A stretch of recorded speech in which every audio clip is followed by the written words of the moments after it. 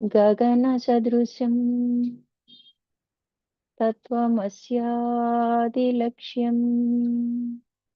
ఏకం నిత్యం విమలమచలం సర్వధీ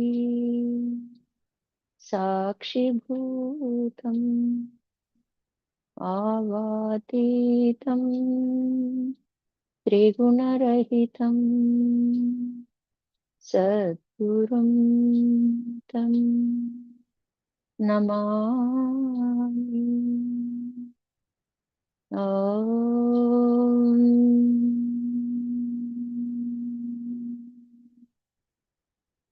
నమో బ్రహ్మాదిభ్యో బ్రహ్మ విద్యా సాంప్రదాయ కర్తృభ్యో వంశ ఋషిభ్యో మహాభ్యో నమో గురుభ్యః. సర్వోపప్లవరహిత ప్రజ్ఞానఘన ప్రత్యగర్తో బ్రహ్మైవాహమస్మి. అహం పదార్థరహితః. సదాశివసమారంభా వ్యాసశంకరమధ్యమాం అస్మదాచార్యపర్యంతాం వందే గురుపరంపరాం.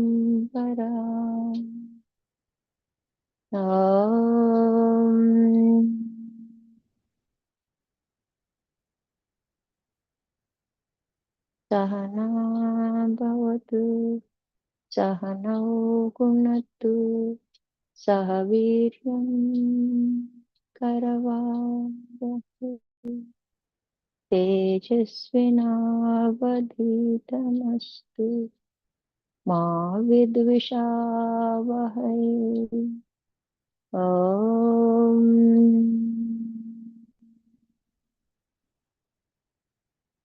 తత్సత్. ఓం శాంతి శాంతి శాంతి. హరి ఓం. శ్రీ గురుభ్యో నమః. హరి ఓం. హరి ఓం స్వామి వారు. అందరికీ హరి ఓం అమ్మ.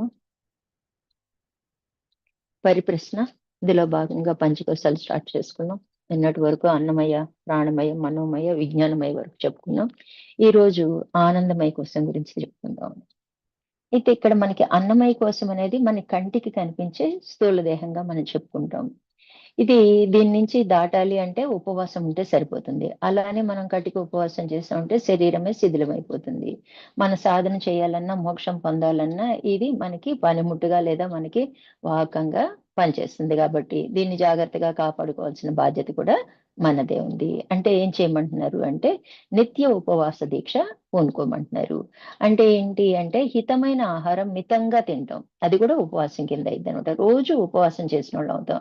నచ్చింది కదా అని కడుపు నిండా తినేయటం అనేది చేయకూడదు అనమాట. ఎంత ఎంత అవసరమో సత్వగుణాన్ని ఏదైతే పెంపొందిస్తుందో, హితం చేకూర్చిద్దో అటువంటి ఆహారాన్ని మితంగా, బాగుంది కదా, ఇది మంచిదే కదా అని ఎక్కువ తినేయకూడదు అనమాట. అయితే మనం ఎక్కువ తింటే ఏమైంది? నిద్ర వస్తుంది. తక్కువ తిన్నాము, ఎక్కువ సాధన చేయగలుగుతాం. ఎందుకంటే ప్రాణం హాయిగా తిరుగుతుంటుంది అనమాట. భుక్తాయాసాలు అలాంటివి ఉండవు. మళ్ళీ స్వేచ్ఛగా మనం తిన్నప్పుడు మళ్ళీ ఏదైనా పెడితే తినగల స్టేజ్ లో ఉండటం అనమాట. అంటే అంత ఖాళీ ఉంచుకొని తినగలగాలన్నమాట. అప్పుడు మనం ఎలా ఉంటది, ఇప్పుడేగా తిన్నాం, పని చేయక్కర్లేదు, ఇలాంటి ఆలోచనలు కూడా రావన్నమాట. అలా మనము జాగ్రత్తగా ఈ దేహాన్ని రక్షించుకోవాలి. ఇంకా ప్రాణమయ కోసము అంటే ఏంటంటే శ్వాసతో సమానంగా జపం చేయాలి. దానికి గుర్తు ఏంటి? మనం ప్రాణమయ కోశాన్ని మనం దాటగలము అంటానికి గుర్తు ఏంటి అంటే నిద్రపోయే వరకు మనకి జపం జరగాలి. అట్లాగే మనం నిద్ర నుంచి మేల్కొనేటప్పుడు కూడా జపంతోనే లేవాలి. అదే గుర్తు అనమాట. అప్పుడు మనం ప్రాణమయ కోశాన్ని దాటిన వాళ్ళం అవుతాం అనమాట. మనోమయ కోసం అన్ని ఆలోచనలే ఉంటాయి, అన్ని విషయాలే ఉంటాయి అన్నమాట. అంటే దాన్ని ఏం చేయాలి? విషయాల నుంచి బయటపడాలి, అంటే నిర్విషయం అవ్వాలి. ఎటువంటి విషయాలు మనకు అవసరం లేదు. ఏం చెప్పుకున్నాం మనము?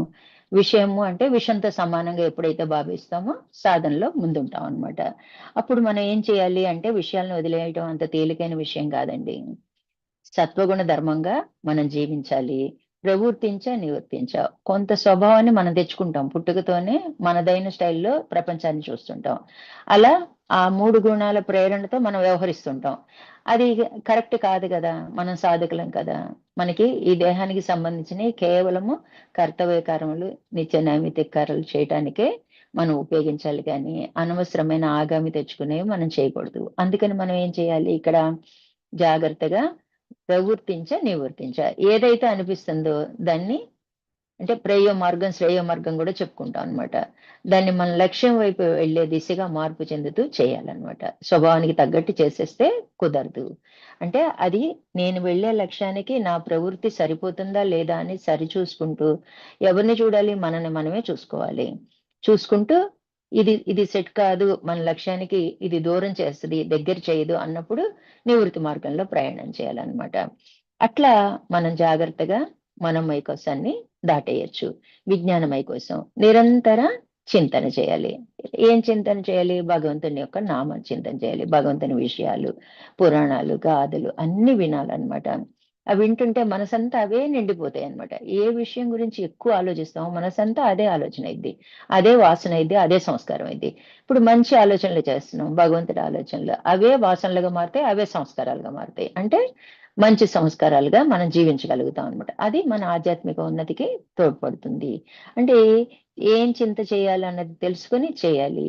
ఇక్కడ విజ్ఞానమయ కోశంలో కర్తభావం గాని, భోక్త భావం గాని దాటాలంటే చింతన ఒక్కటే జాగ్రత్తగా వ్యవహరించాలి. అంటే జాగ్రత్త అంటే ఏంటి అంటే అర్థము 3 అవస్థల్లో గూడా మనం జాగ్రత్తగా వ్యవహరించాలనమాట. అయితే మనకి మిగతా 2 అవస్థలు మనకి తెలీదు. అంటే జాగ్రత్త అవస్థలో 100% జాగ్రత్త వహించినట్లయితే స్వప్నానికి, సుషుప్తికి గూడా మనము సాక్షిగా ఉండగలుగుతాం అనమాట. ఇట్లా మనము జాగ్రత్తగా వ్యవహరించాలి. సాధన చేయాలి.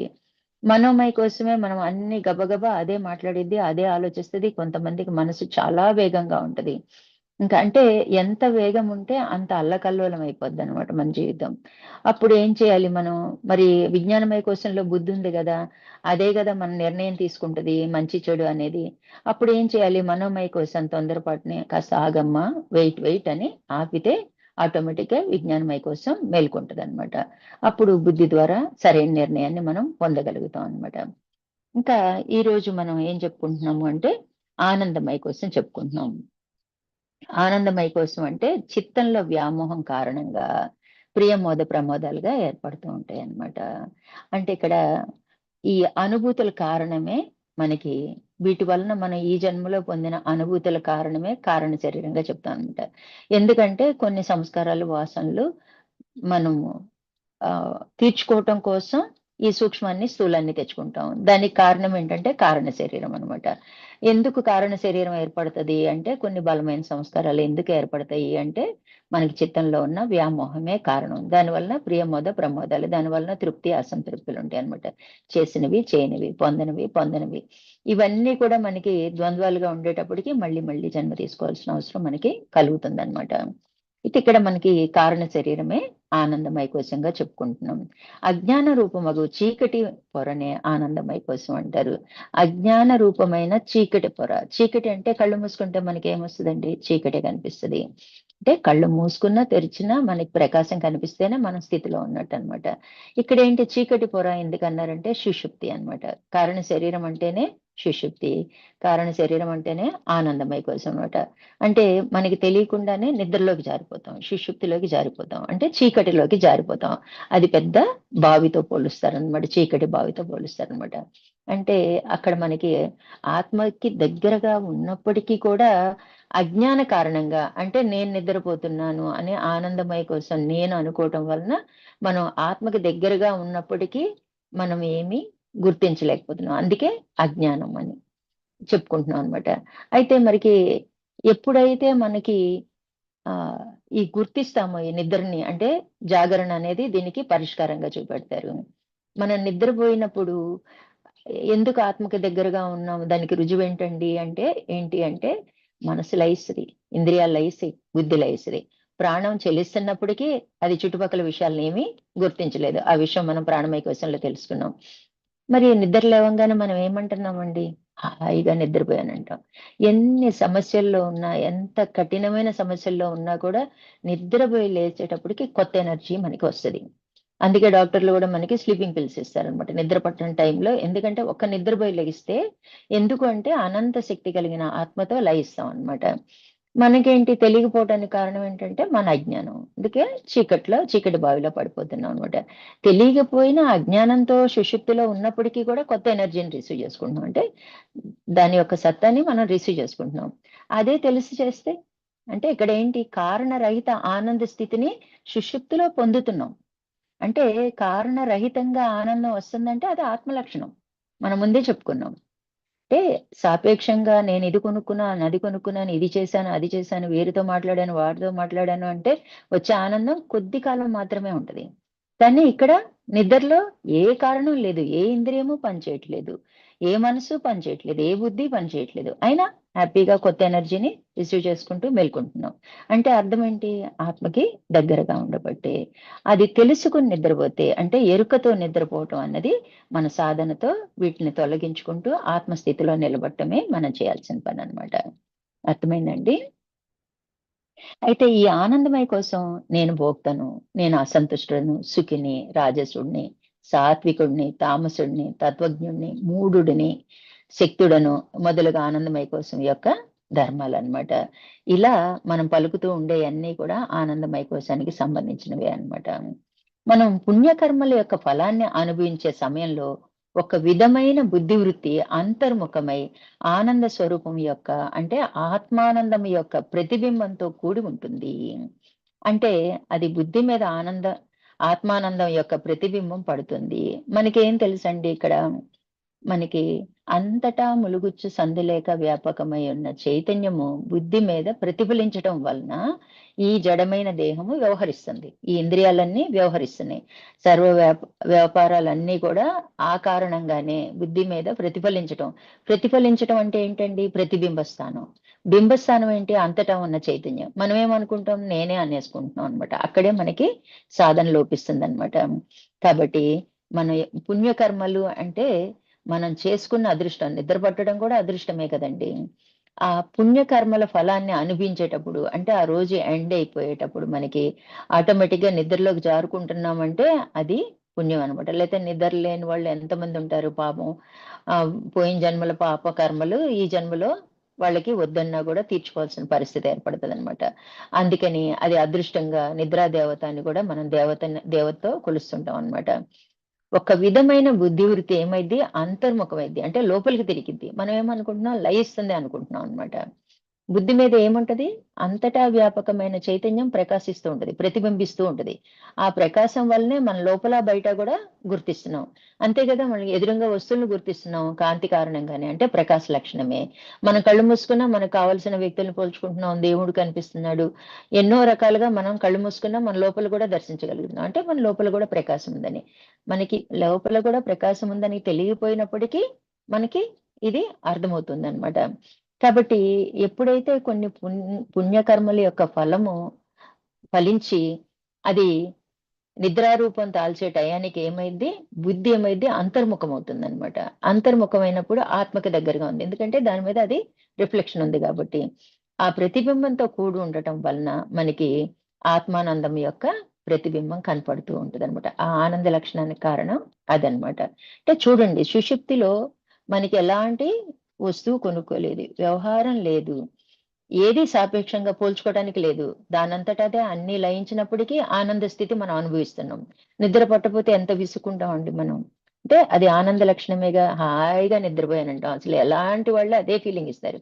సర్వ జీవరాశులకి ఇది కామన్ అన్నమాట. అందరికీ ఆత్మతో ఉంటారు. కానీ మనకి అజ్ఞాన కారణంగా దాన్ని గుర్తించలేకపోతున్నాం అన్నమాట.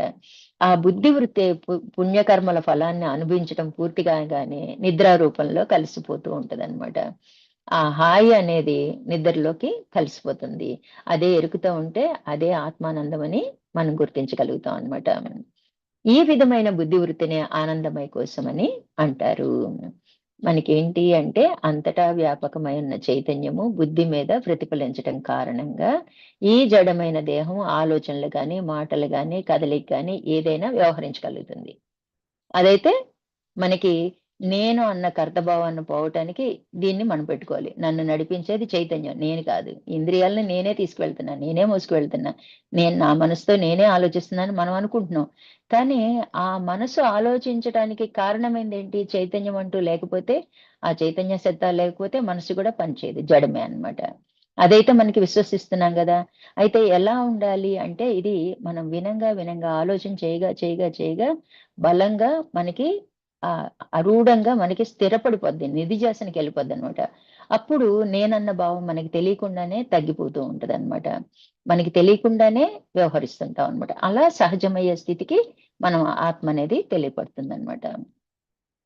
ఈ కోశమును హిరణ్మయ కోశము, హృదయ గృహ, హృదయాకాశము, కారణ శరీరము, లింగ శరీరము మొదలైన నామాలతో పిలుస్తూ ఉంటారు. ఇది ఆధ్యాత్మిక హృదయంతో పోలుస్తారనమాట. ఈ కారణ దేహమే అన్నిటికీ కారణం కాబట్టి జన్మకి కారణం. అలాగే దీన్ని లేకుండా చేసుకున్నట్లయితే మళ్ళీ జన్మ ఎత్తాల్సిన అవసరం మనకి ఉండదన్నమాట. అంటే ఇది మన హృదయ ప్రదేశంలో స్థిరమై ఉండును. మన జీవితము, స్థూల శరీర అస్తిత్వము, ప్రపంచమునందు వ్యవహారములన్నీయు దీనిపైననే ఆధారపడి ఉండును. ఈ కారణ శరీరము మనకెక్కడ బుద్ధి మీద ప్రతిఫలించిన చైతన్యం మీద ఆధారపడి ఉంటది. దీని మీదే ఆధారపడి ఉన్నదంటే ముందు దేని గురించి చెప్పుకున్నాం మనము? అంతటా ఉన్న చైతన్యము మన బుద్ధి మీద రిఫ్లెక్ట్ అయింది కాబట్టి ఈ దేహం మనుగడ సాగిస్తుంది. వ్యవహారాలు చేయగలుగుతుంది. కాబట్టి దీని వల్లనే అంటే దీని మీద ఆధారపడి ఉన్నాం. దేని మీద ఆధారపడి ఉన్నాము? చైతన్యం మీద ఆధారపడి ఉన్నాం. మనమేమనుకుంటున్నాం అజ్ఞానం కారణంగా నా మీద ఈ ఫ్యామిలీ అంతా నేను ఇవాళ వంట చేయకపోతే అందరి పని ఉంటది ఒక్కొక్కళ్ళ పని. ఏం తింటారో చూద్దాము. నేను సంపాదించకపోతే ఏమైపోతారో భార్య బిడ్డలని. ఎవరికి వాళ్ళే మన అహాన్ని ఆ రూపంలో మనం చేసే పనులే నా వల్లనే ఆధారపడింది ఈ ఇల్లు అన్న ఫీలింగ్ తో మనం జీవిస్తుంటాం. ఎంత అజ్ఞానమో కదండి! అంత జాగ్రత్తగా మనము అబ్జర్వ్ చేసుకుంటే మనం సాధకులం కాబట్టి మనము వాళ్ళకి మనకి భేదం కూడా మనకి తెలియాలి. కాబట్టి అమ్మ మ్యూట్ చేయండి అమ్మా.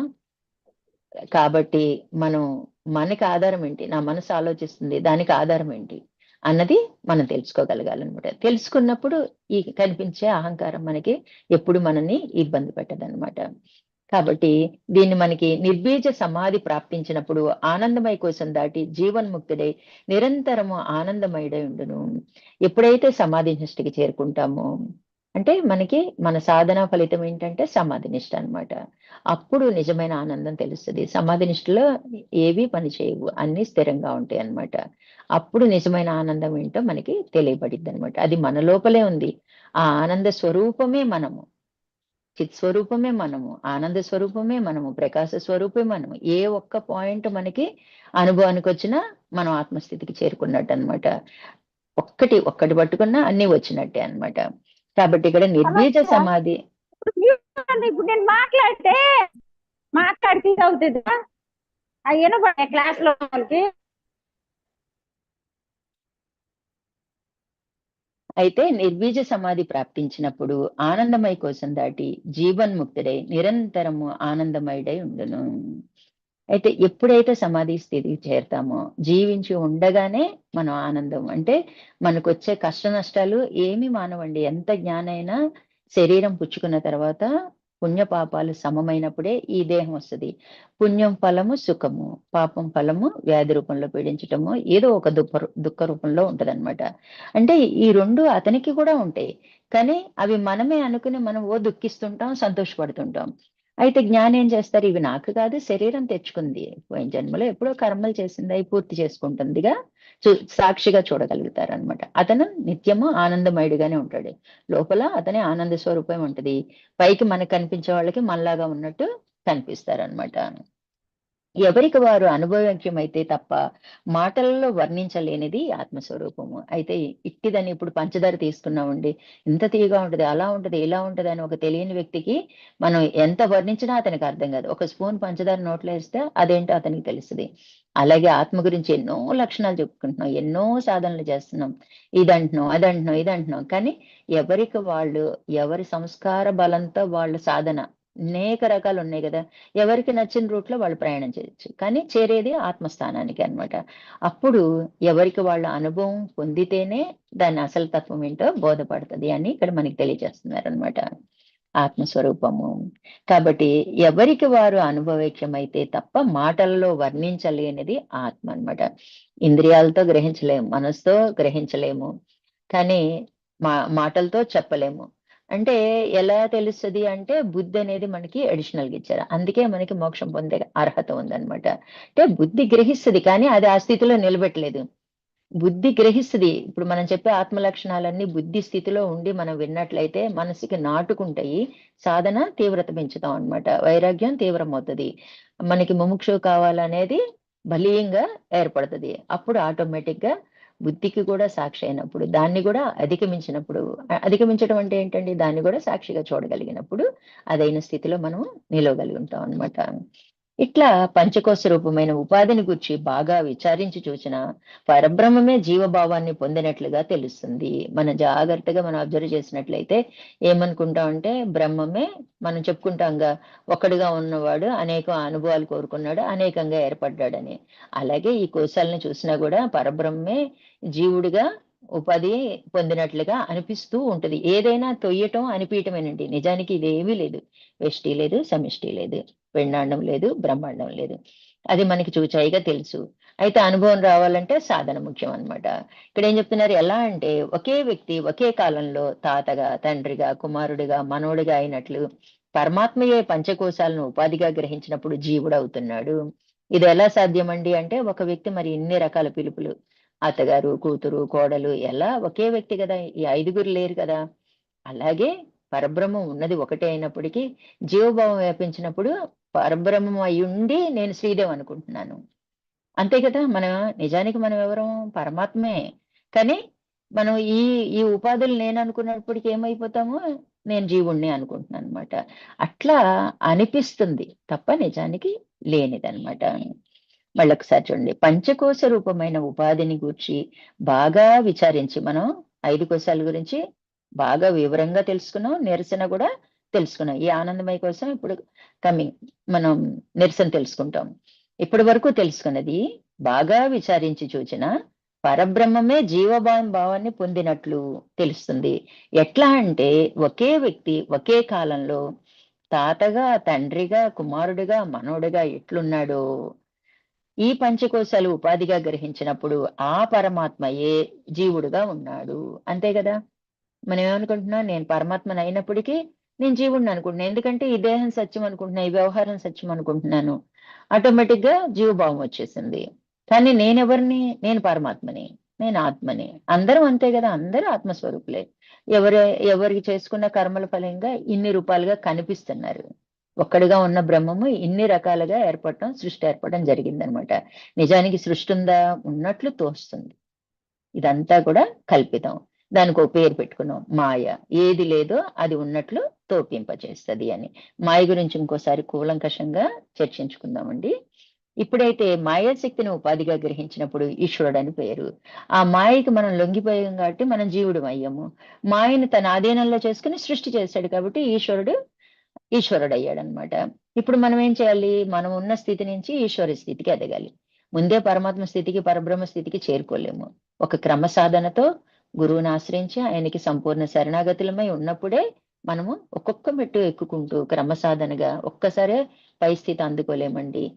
అందుకని మనము పరిస్థితి ఎందుకు తెలుసుకుంటున్నామంటే ఇదే ఎండేమో. ఈశ్వరీ స్థితికి వచ్చేటప్పటికి ఈ సృష్టి అంతా నేను, అంతటా నేనే ఉన్నాను అంతర్యామిగా, మొత్తం నా విలాసమే అని అదొక ఈశ్వరీయ అహంతో అతను ఉంటాడు. అదే ఎండేమో అన్ని మహిమలు వచ్చేస్తాయి కదా, సృష్టి చేయగలిగిన వాడికి ఇంకేం లోటు ఉంటది, అప్పుడు అదొక అహం అన్నమాట. అదే ఎండేమోని అక్కడ ఆగిపోతామని ఆ నెక్స్ట్ స్టెప్ చెప్తాను జరిగిందనమాట. అంటే పరబ్రహ్మ స్థితి ఉంది, ఆ పైన అచలం ఉందని మనకి చెప్పడం జరిగిందనమాట. అందుకని తెలుసుకోవాలి తప్ప ముందు నేను అక్కడ వెళ్ళి కూర్చుంటానంటే కుదరదు అనమాట. మాయాశక్తిని ఉపాధిగా గ్రహించినప్పుడు ఈశ్వరుడు అవుతున్నాడు అని తెలుస్తుంది. ఈ విధమైన జ్ఞానం పొందుట వలన పంచకోశాలను గురించి బాగా విమర్శించి బ్రహ్మము తెలుసుకోగలుగుతాడు. అప్పుడు అతడు తానే బ్రహ్మమవుతాడు. ఎప్పుడైతే ఈ పంచకోశాల గురించి బాగా తెలుసుకొని, నిరసన గురించి బాగా తెలుసుకొని అది మన జీవితంలో అప్లై చేసినట్లయితే మనకేమైంది, ఆటోమేటిక్ గా మనము బ్రహ్మానికి మనకి భేదం లేదన్న స్థితికి వెళ్ళిపోతాం. అంటే బ్రహ్మమే తానవుతాడు. శృతుల్లో చెప్పిన విధంగా పరబ్రహ్మము తెలుసుకున్నవాడు తిరిగి జన్మించడు. ఒక్కసారి పరబ్రహ్మ స్థితికి వెళ్ళాక ఇంకా జీవభావం ఎందుకు వస్తుందండి? ఒక్క అడుగు వెష్టిగా ఆత్మకి వెళ్ళినా కూడా మళ్ళీ వెనక్కి రాలేమండి. ఏయో కొన్ని ఎక్సెప్షనల్ కేసులు తప్ప మనము ఎదుగుదల అంటూ ఉందంటే కిందకు వచ్చే పనే ఉండదన్నమాట. కాబట్టి అడిగి మళ్ళీ జన్మించాల్సిన అవసరం రాదు. తిరిగి జన్మించడు కాబట్టి మృత్యు ఉండదు. పుట్టుక లేకపోతే మరణం ఉండదు. మరణం ఉంటే పుట్టుకుంటది, పుట్టుకుంటే మరణం ఉంటది అనమాట. జన్మించాల్సిన అవసరం లేనప్పుడు మృత్యు ఎక్కడి నుంచి వస్తుంది? కాబట్టి మృత్యువు ఉండదన్నమాట. జాగ్రత్త, స్వప్న, సుషుప్తులనే 3 అవస్థల్లోనూ భోగ్యము, భోక్త ఈ రెండింటి సంయోగం వలన కలిగే భోగము. అంతే కదా, మనకి భోగ్యము ఏదైతే ఆనందిస్తున్నామో, ఏదైతే అనుభవిస్తున్నామో, అనుభవించిన వాడెవడు? భోక్త. ఫలితం ఎవరికి వస్తుంది? అతనికే వస్తుంది అనమాట. విలక్షణమైన సాక్షి అయి ఏమీ ఈ నాయి కాదు. ఆ దేహం తెచ్చుకున్న కర్మలు అనుభవిస్తుంది, వాటి ఫలితాలు కూడా అదే అనుభవిస్తుంది. నాకేమీ సంబంధం లేదు, నేను ఆత్మని, నేను సాక్షిని. ఆత్మ కన్నా ముందు మనం ఏం పెట్టుకుంటున్నాం అంటే సాధనగా సాక్షిని పెట్టుకుంటున్నాం అనమాట. నేను సాక్షిని అని విలక్షణంగా అంటే దానికి వ్యతిరేకంగా. ఇప్పుడు ఎవరో కొట్టుకుంటున్నారండి, మనం ఇక్కడ ఉన్నాం, మనం ఇన్వాల్వ్ అవ్వం, మనం సాక్షి అనమాట. మనకి ఏ కష్ట నష్టాలు లేవు, చూస్తూ ఉంటాం అంతే. అది అట్లా ఇక్కడ మనకి సాక్షి అయి సదాశివుడైన చిన్మాత్ర స్వరూపుడైన నేను అనే శృతుల్లో చెప్పబడింది. ఎలా అంటే ఇతర పదార్థాలకు మాధుర్య గుణం ఇచ్చేటువంటి పంచదార, బెల్లం లాంటి పదార్థాలు అవి వాటి మాధుర్య గుణాన్ని బియ్యము, గోధుమలతో పాటు నీరు లాంటి పదార్థాలకు ఇస్తాయి. ఇప్పుడు మనం బెల్లం కలిపి గోధుమ పిండిలో రొట్టేసాం అనుకోండి, తీయగా ఉంటది. అదే బియ్య పిండిలో వేసాం అనుకోండి, తీయగా ఉంటది. అరిసెలు అవన్నీ అలాగే కదా చేస్తాం. నీళ్లలో కలిపాం అనుకోండి, పానకం అయింది, తీపిగా ఉంటది. అంటే ఈ మాధుర్యం కలిగిన తీపి పదార్థానికి ఇతర వస్తువుల చేరిక వలన ఆ వస్తువులు కూడా తీపి అవుతాయి. అట్లాగే ఆ పంచదార, బెల్లం లాంటి పదార్థాలు తమలోకి ఆ మాధుర్య గుణం రావడానికి ఇతర పదార్థాలు వేటిని ఆశించవు. అదే మనమై ఉన్నాం అనుకోండి. ఇప్పుడు ఆనందం ఏంటి? లడ్డు తింటే వచ్చింది, లేకపోతే సైకిల్ కొనుక్కుంటే వచ్చింది, నగలు కొనుక్కుంటే వచ్చింది, చీరలు కొనుక్కుంటే వచ్చింది. అంటే వేరొక వస్తువు వలన వచ్చింది. కానీ ఆ ఆనంద స్వరూపమే నేనయ్యాను అనుకోండి, నేను వేరే వస్తువులకి కారణమై ఉంటే వాటికి ఆనందం కలగజేస్తున్నాను. అదే నేనైనప్పుడు ఇంకా నాకు ఆనందం ఉంటుంది. ఆనంద స్వరూపమే నేను కదా. ఆనంద లక్షణం ఆత్మ లక్షణాల్లో ఒకటి కదా. కాబట్టి వాటి మాధుర్యాన్ని ఇతర పదార్థాలకి ఏ వేటికి లేవు. బియ్యానికి గాని, గోధుమ గాని, నీళ్ళకి గాని లేవు. అదే పంచదార, బెల్లానికి వేరే ఒకటి వచ్చి కలవక్కర్లా. అవి వాని స్వభావమే తీపిదాన్ని కదా. వాటిల్లో మాధుర్యం అనేది వాటి స్వాభావిక గుణం. అట్లాగే ఆత్మ అనేది అనుభవానికి విషయం లేకపోయినా దానిలో అనుభవ రూప్యత ఉన్నది. అనుభవానికి మనకి అది తెలియబడిపోయిన విషయంలాగా మనం చెప్పటానికి అవటం లేదు, అందాజుగా చెప్తున్నాం అనమాట. ఇలా ఉంటది, అలా ఉంటది అని. ఇప్పుడు పంచదారను వర్ణించమంటే ఎలా తిప్పలు పడతామో ఇక్కడ కూడా అదే పొజిషన్ అన్నమాట. అనుభవ రూప్యత ఉంది. అది ఎందుకు ఉంది అంటే అది మనకు అనుభవానికి వచ్చినప్పుడు ఆ తాదాప్యత మనకి తెలుస్తుంది, ఆ ఆనంద లక్షణం మనకు తెలుస్తుంది. కానీ విషయంగా చెప్పడానికి అవదనమాట. అందుకే ఎవరి అనుభవం వాడికి తెలియచేస్తుందని చెప్తుంటారనమాట. అటువంటి ఆత్మమయం అయ్యింది. చూడండి, మనం ఇలా ఈ కష్ట సుఖాలకి లోనవుతూ సుఖ దుఃఖాలతో, రాగద్వేషాలతో మన జీవితాన్ని ఎంత వ్యర్థం చేసుకుంటున్నామో అది మనం ఆలోచించాల్సిన విషయం అనమాట. జనరల్ గా మనం ఏదో మోక్షం కావాలి అని కాకపోయినా బాహ్య జీవితంలో ఇన్ని తిప్పలు పడుతూ ఉండటం ఎందుకు? ఇలా జీవించచ్చుగా, అప్పుడు ఆనందకరమైన జీవితమేగా అన్న ఉద్దేశంతో స్టార్ట్ చేసినా ఆటోమేటిక్ గా మనం పై స్థితికి వెళ్ళగలుగుతాం అనమాట. ఆనందమయ కోసం యొక్క నిరసన గురించి స్వామివారు ఏం బోధిస్తున్నారంటే, ఆనందమయ కోశంలో ప్రియం, మోదం, ప్రమోదాలు 3 ఉంటాయండి. ప్రియం అంటే ఒళ్ళు తెలియకుండా నిద్రపోయాం అనుకోండి, సూక్ష్మాంగంలో ఉన్న సంస్కారము గుణకర్మ దేహత్రయంలోకి వచ్చి మోదంగా మారుతుంది. మనం నిద్రించినప్పుడు, మనం మెలకు ఉన్నప్పుడు మనలో మనం ఈ రోజు చేయాల్సిన కర్మ ప్రేరణ కలిగించి మనం మెలకులోకి తీసుకొస్తుంది అనమాట. అందుకే సహజంగా ఆ కర్మతో మనకి గుర్తొస్తూ లెగుస్తాం అనమాట. లేవటంతోనే ఒక పని గుర్తొస్తుంది అనమాట. లేవటంతోనే పిల్లల్ని మనం అంటాం, లేవటంతోనే మొదలు పెట్టాడని. మనం కూడా అంతే అన్నమాట. అయితే మనం ఈ సంసారానికి కావాల్సినవి చేస్తున్నాం కదా అన్నది మన ఫీలింగ్ అన్నమాట. ఎప్పుడైతే నిద్రపోతూ ఉంటామో అది ప్రియంగా ఉంటది. మన లోపల ఉన్న మన సంస్కార బలం మన కర్మని ప్రేరేపించి మెలకు వచ్చినప్పుడు అది మోదంగా తయారైద్ది. లేస్తూనే ఇంద్రియ ధర్మాలతో లేచి క్రియ అంటే పని చేయటం చేసినప్పుడు ఫలితం సుఖమో దుఃఖమో పొందుతాము. అది ఇంద్రియానందం. ఇంద్రియ ధర్మాలు వ్యవహరించడం వలన పొందిన ఫలితం అని ప్రమోదంగా చెప్తారు. ఆత్మానందాన్ని ప్రమోదంగా చెప్పరు అనమాట. ఎప్పుడైతే ఏ పని అయితే చేస్తామో దాని వలన దుఃఖం కలిగినా అది ఫలితమేనండి, సంతోషం కలిగినా అది ఫలితమే. ఇంద్రియ దుఃఖం ఇంద్రియ సంతోషం అని కలిగితే తప్ప ఆత్మకి ఎటువంటి సంబంధం లేదు. ఆత్మ కేవలం స్మృతి రూపంలో మనలో చూస్తూ ఉంటుంది, తన్నే తెలుసుకునే వరకు అది జ్ఞాపకంలా ఉండిపోతుంది అనమాట. అంతే తప్ప అదేమీ చేయదు, చూస్తూ ఉంటది. ఆ సత్తాతో ఈ దేహం వ్యవహరిస్తుంది అనమాట. అట్లా స్వరూపానందంలో నిలకడ చెంది ఉండాలి. ఎప్పుడైతే విషయ వికారానందం నుంచి ఇంద్రియానందం నుంచి అవే సత్యం అనే భ్రాంతి నుంచి మనం బయటపడతామో అప్పుడు ఆత్మానందం అనేది మనకి తెలియబడుతుంది అనమాట. అవే సత్యం అనుకున్నంత వరకు అది భ్రాంతి కాదు, అది సత్యం అనుకున్నంత వరకు ఎప్పటికీ ఆత్మ దగ్గరికి వెళ్ళలేమన్నమాట. నిశ్చలత్వం చేత పూర్ణమైన ఆత్మానందం దానికి. ఎప్పుడైతే నిశ్చలత అంటే కదలని స్థితి అండి. కదలక అంటే మనకి ఏమనుకుంటాం, ఏవో ఎవరి మనస్తత్వానికి తోచినట్టు మనం ఊహించుకుంటూ ఉంటాం. అంటే ఒక విషయం జరిగినప్పుడు, ఒక వ్యవహారం జరిగినప్పుడు సాక్షి అనే పదం అందుకనమాట. ఎవరో ఇద్దరు కొట్టుకుంటున్నారు, చూస్తూ ఉన్నాడు. అసలు ఇతనికి సంబంధమే లేదు, చూస్తూ ఉన్నాడు. ఎవరిది మంచో ఎవరిది చెడో కూడా తెలుసు, అతనికి చెప్పాల్సిన అవసరం కూడా అతను లేదు.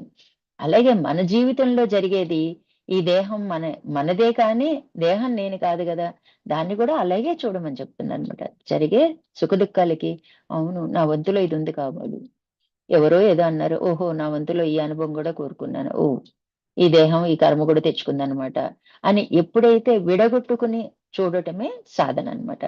అట్లా మనము నిశ్చల స్థితికి వెళ్ళగలుగుతాం అనమాట. ఎంత సాధనైనా చేయండి, ఎండ్ రిజల్ట్ మనకి ఏం రావాలంటే నిశ్చలత రావాలి, కదలని స్థితి. ఏ పని చేస్తున్నామో దానికి సంబంధిత వ్యవహారమే రావాలి. అటు ఇటు వచ్చిందంటే ఆగామని మర్చిపోకండి.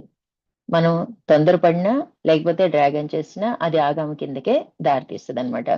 స్వప్రకాశము, స్వప్రకాశ లక్షణం. మన సహస్రారంలో ప్రకాశ దర్శనం కలిగినట్లయితే, లేకపోతే జ్ఞానం తెలియబడినట్లయితే మనకి అది ఎండ్ రిజల్ట్ అనమాట మన సాధనకి. అంటే ఫలితం ఏంటి, నా సాధన పూర్తయింది అంటానికి ఏంటి అంటే ఈ లక్షణాలు మనకి కనిపిస్తాయి. పూర్ణత్వం సంపాదిస్తాం అంటే సంపూర్ణంగా ఉంటాం, దేనికి కదలని స్థితిలో ఉంటాం అనమాట. ఏ వ్యవహారం దగ్గర మనం ఎక్కడా హెచ్చు తగ్గులు రావన్నమాట. అన్నిటినీ యాక్సెప్ట్ చేయటమే పూర్ణం అన్నమాట. ఇలా వికారం లేకుండా అవికారిగా, అంటే ఏ వికారం లేకపోవటమే అవికారం అన్నమాట. అలా ఉండగలుగుతాం అన్నమాట. అయితే ఈ సాధనలో మనకి ఏ పాయింట్ నచ్చింది అన్నది మనం జాగ్రత్తగా గుర్తుపెట్టుకోవాలి. అలాగే ఇంకా మరికొంత సాధన ఏంటంటే ఆత్మ యొక్క ప్రతిబింబం. అంటే మనం ఏం చేసినా ఆనందం కోసమే చేస్తాము. అందులో మనం ప్రియమోద ప్రమోదాలుగా చెప్పుకుంటాం. ఏ పని చేయండి మనకి ఆనందం కలుగుతుందా లేదా, ఎవ్వరం దుఃఖం కలగాలని చెయ్యము.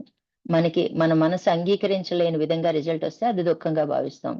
నిజానికి సృష్టిలో దుఃఖం అనేది లేదనమాట. అంటే దుఃఖం అనేది ఉంది అంటే మరి ఒక వస్తువు నాకు ఆనందాన్ని కలిగిస్తుంది, పక్క వ్యక్తికి దుఃఖాన్ని కలిగిస్తుంది. లడ్డు ఉందండి, షుగర్ లేని వాళ్ళకి ఆనందాన్ని కలిగిస్తుంది, షుగర్ ఉన్నోళ్ళు బాధపడతాం. అదే లడ్డు మరి అది ఇద్దరికి ఆనందం ఇవ్వాలి కదా, ఇద్దరికి దుఃఖాన్ని కలిగించాలి కదా. అంటే దుఃఖం అనేది మన ఇన్కన్వీనియన్స్ ని దుఃఖంగా మనం చెప్పుకుంటాం, దానికి ఒక పేరు పెట్టుకున్నాం అనమాట. కాబట్టి మనం ఏం చేసినా ఆనందం కోసమే చేస్తాము. కాసేపు వచ్చిపోయే ఆనందం. లడ్డు ఎంతసేపు ఉంటదండి మన కడుపులో, అలాగే ఒక వస్తువు కొన్నాం, ఒక మాట ఎంతసేపు ఉంటది అంటే వచ్చిపోయే వాటి కోసం మన జీవితాన్ని ఖర్చు పెట్టి మళ్ళీ మళ్ళీ మళ్ళీ జన్మలెత్తడానికి మనం రెడీ అవుతున్నాము. ఇప్పటికైనా మరి కనువిప్పు కలగాలిగా మనకి, ఇప్పటికైనా మార్పు తెచ్చుకోవాలిగా. మార్పు తెచ్చుకోవడం అంటే మన స్వభావంలో ఏముందో గుర్తించి మన లక్ష్యానికి ఏ స్వభావం అయితే సూట్ అయిద్దో మార్చుకుంటూ వెళ్ళడం, మనల్ని మనం మార్చుకుంటూ వెళ్ళడం. చిన్న పిల్లలండి, వాళ్ళకి తెలియదు, మనం చెప్తాం అయినా కొంతమందికి అర్థమైద్ది, కొంతమంది బాగుపడతారు. ఒక వయసు వచ్చాక వాళ్ళకే తెలివి ఉందిగా, ఇది మంచి ఇది చెడ్డ అని అనలైజ్ చేస్తారు కదా. అలాంటిది మనం 40-50 ఏళ్ళు వచ్చి మరి మంచి చెడు తెలుసు కదా.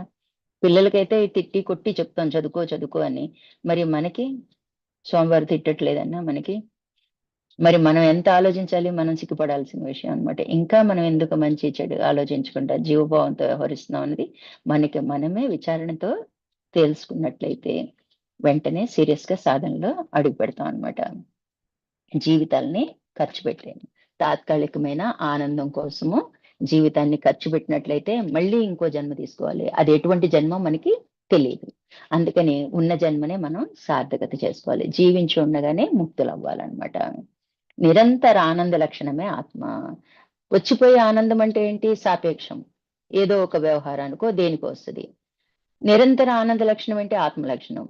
మన ఆనందాన్నే కోరుకుంటున్నాంగా, అంటే మనం ఆత్మగా జీవించినట్లయితే నిరంతర ఆనందం మనకే ఉంటది. దానికోసమైనా సాధన చేయాలన్నమాట. మనం కోరుకునే ఆనంద లక్షణం కోసమైనా మనం సాధన చేయాలి, ఆత్మగా స్థిరపడాలన్నమాట. మరి మనం అన్ని వ్యవహారాల ఫలితాలకు భోతృత్వం పెంచుతున్నాము. అన్ని వ్యవహారాల రిజల్ట్ ఆలోచిస్తాం. ఇంతే వచ్చింది, అంతే వచ్చింది, ఇంకా నేను అనుకున్నట్టు రాలేదు. ఇలాంటివన్నీ కూడా మనం రకరకాలుగా ఆలోచిస్తూ ఉంటాం అన్నమాట. ఈ కోసమందు చిత్త వ్యామోహం వలన కలుగు ప్రియమోద ప్రమాదాలనే మానసిక అనుభూతులతో కూడిన కారణ శరీరము. ఆత్మ ఏక వస్తువు. నేను ఆత్మను అంటే ప్రియంగాను, అంటే ద్వైతంగాను, అంటే నేనున్నాను, ఆత్మ ఉంది. నేను ఆత్మను అనుకున్నాను అనుకోండి, అంటే ద్వైత లక్షణం వచ్చింది. అలా తీసుకోమంటున్నారు. పోనీ మనం ఏదో నేను ఈ వస్తువు ఆశపడ్డాను ప్రియమని, అది నా చేతిలోకి వచ్చింది మోదమని, అనుభవించాను ప్రమోదమని అనుకునే కన్నా మనం సాధకులం కాబట్టి ఇలా ఆలోచించమని చెప్తున్నారు అనమాట. ఆధ్యాత్మికంగా ఆలోచించమంటున్నారు. ఆత్మ ఏక వస్తువు అంటే ఉన్నది ఒక్కటే ఆత్మ, అంతటా వ్యాపకమైంది. నేను ఆత్మను అంటే ప్రియం అనుకున్నాను అనుకోండి, ద్వైతం. నేనున్నాను, ఆత్మ ఉంది. అలా ద్వైతంగా తీసుకోవాలి. నేను ఆత్మను అనేది బుద్ధిలో స్థిరపడింది అనుకోండి, అంటే ఇప్పుడు మనసుతో గ్రహిస్తున్నాం. ఏది విన్నా ముందు మనసే ముందు బయటకు వచ్చి వ్యవహరిస్తుందండి. ఎప్పుడైతే దాన్ని మనం చెప్పుకున్నాం కదా, వెయిట్ అన్నాం అనుకోండి, మనసు ఆగిద్ది, బుద్ధిలోకి వెళ్ళటం జరిగింది. బుద్ధిలోకి వెళ్ళింది అంటే నిశ్చయం జరిగిపోద్ది కదా, అందుకే నిధిధ్యాసనకి వెళ్ళిందని చెప్తాం అనమాట. అంటే నేను ఆత్మని అన్నప్పుడు ద్వైతంగా తీసుకొని, ప్రియంగా తీసుకొని, నేను ఆత్మని అనేది బుద్ధిలో స్థిరపడినప్పుడు నిధిధ్యాసన మోదంగా తీసుకోవాలి. ఏకత్వం అంటే నాకు ఆత్మకి భేదం లేదు, నేనే ఆత్మనై ఉన్నాను, తానే ఆత్మై ఉండటం అనేది మనకి అద్వైతంగా ఫలిస్తుంది. దాన్ని ప్రమోదంగా అలా స్వీకరించమంటున్నారు. స్వామివారు ఎన్నో బోధలు చేశారండి. ఎన్నో సార్లు పంచకోశాలు చెప్పారు. ఎన్నో రకాల సాధనలు చెప్పారు.